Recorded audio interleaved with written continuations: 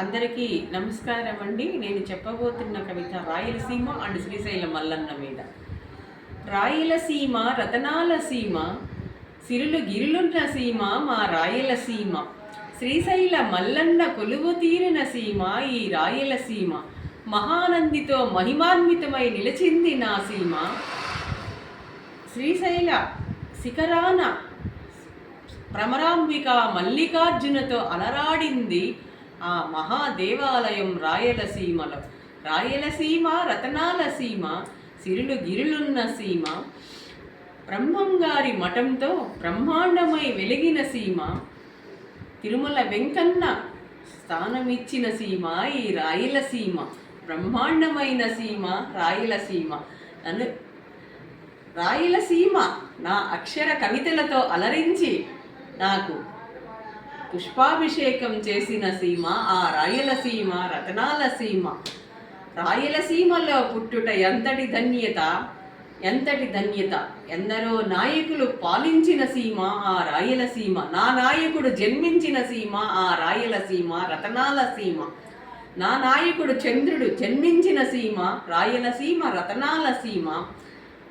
రతనాల సీమ అన్నగారికి జైజైలు పలికింది ఆ రాయలసీమ రతనాల సీమ. హరి అన్నకు జైజైలు పలికింది రాయలసీమ రతనాల సీమ.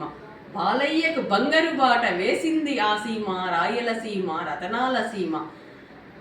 రాయలసీమ రతనాల సీమ, సిరులు గిరులున్న సీమ.